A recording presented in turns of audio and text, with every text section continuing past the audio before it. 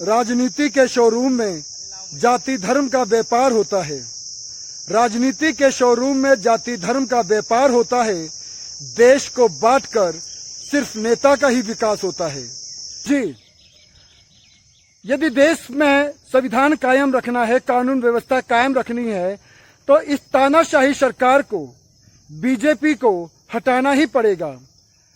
क्योंकि आज जिस तरह से देश का माहौल है, जिस तरह से प्रशासन तानाशाही की तरह लोगों को, सिविलियंस को, आम जनता को परेशान करती है, एक अराजकता ही है।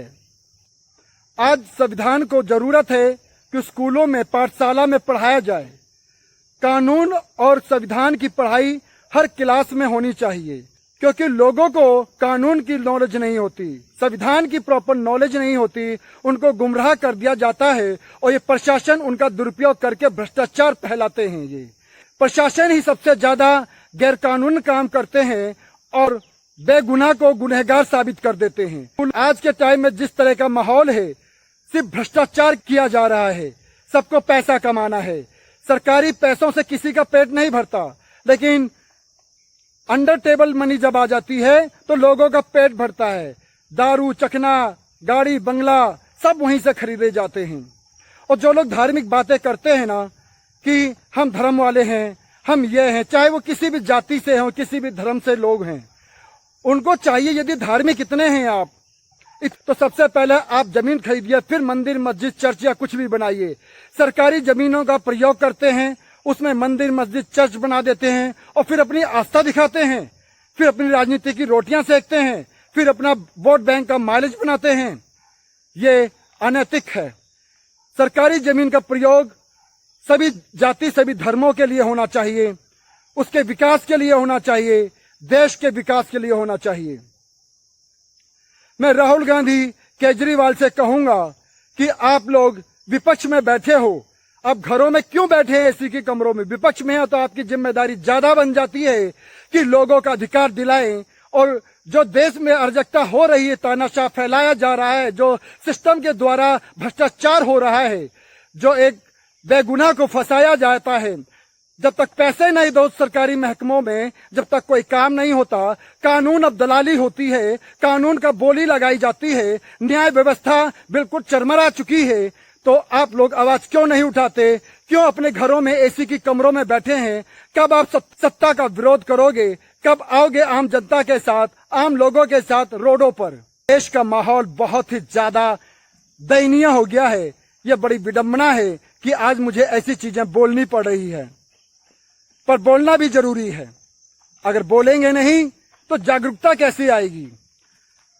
हर कोई शहीद भगत सिंह नहीं बनता, हर कोई बाबा भीमराव अम्बेडकर नहीं बनता, लेकिन जरूरत है जागरूकता लाने की, क्रांतिकारी बनने की, समाज को जागरूक करने की। कब तक आप बैठोगे? नहीं तो एक दिन ध्यान रखना, जिस तरह से बाबा साहब भीमराव के संविधान को कमजोर बनाया जा रहा है, उनको अनैतिक बनाया जा रहा है, उनको भ्रष्ट बनाया जा रहा है, ताकि ये लोग अपने मकसद में कामयाब हो सकें और मनुस्मृति को लागू कर सकें। तो जरूरत है आप लोगों को जागने की और देश के लिए काम करने की, भारत माता के लिए काम करने के लिए। जितने भी नेता भ्रष्टाचारी हैं उन सबको हटाने की। सबसे पहली बात सुप्रीम कोर्ट से अनुरोध करता हूं कि अभी पहलगाम हुआ, पूरे देश के लोग एकजुट हुए, चाहे वो किसी भी जाति का रहा हो, किसी भी धर्म का रहा हो, सभी एकजुट हुए। अब कोई भी नेता जाति धर्म को लेकर अलगाववाद की बातें करता है या फिर देश को तोड़ने की बातें करता है, तो सीधा सीधा उसको देशद्रोही घोषित करें, उस पर मुकदमा दायर करें और कभी इलेक्शन न लड़ने के लिए उसको बाध्य कर दें। दूसरी बात, हर किसी को नेता नहीं बनाना चाहिए। सबसे पहले उसी को टिकट दीजिए जिसने 5 साल आर्मी में कार्यरत रहा हो, आर्मी में जॉब किया हो, काम किया हो, देश के लिए सेवा की हो। ऐसे माफिया, चोर, डकैत, रेपिस्ट माफियाओं को टिकट मत दीजिए। और जनता से भी अनुरोध करता हूं, अभी बिहार चुनाव होने वाला है, जो भी जाति और धर्म के आधार पर वोट मांग रहे हैं, जो भी माफिया हैं, रेपिस्ट हैं, बलात्कारी हैं, गुंडे हैं, अब कोई ये न कह दे कि उनके खिलाफ कोई एफआईआर दर्ज नहीं है। इसीलिए तो बाहुबली है वो, इसीलिए तो माफिया है इसीलिए तो गुंडे हैं कि उनके नाम का कोई एफआईआर दर्ज नहीं मिलेगा, लेकिन वो हैं, जनता को पता है, देश को पता है। तो ऐसे लोगों को ना टिकट दे, ना ऐसे लोगों को वोट दें। बहुत ज्यादा बहरूपीय लोग बिहार में आ चुके हैं जो जाति की धर्म के नाम पर अपनी पार्टियां खोली है और अपने आप को अपने ही बखान करते हैं और अपने कार्यकर्ताओं से बोलते हैं कि मैं आऊं तो मेरे साथ फूलों का स्वागत करिए, मैं आऊं तो आप अपना घर कुरिया बेचकर मेरा फूलों से जेसीबी से स्वागत करिए, मेरी एंट्री एज ए हीरो के माफिक होनी चाहिए, मल्लाह हूं मैं। ऐसे बहुत सारे नेता हैं, मैं पासवान हूं, मैं यादव हूं।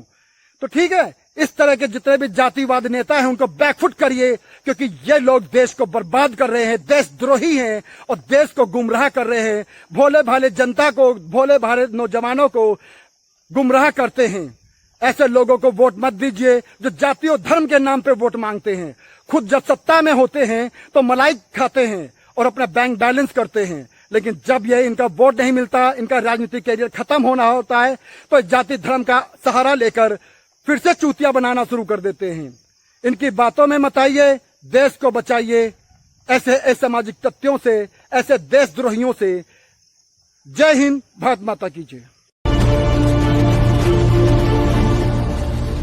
लेटेस्ट अपडेट्स के लिए चैनल को सब्सक्राइब करें और बेल आइकन को प्रेस करें।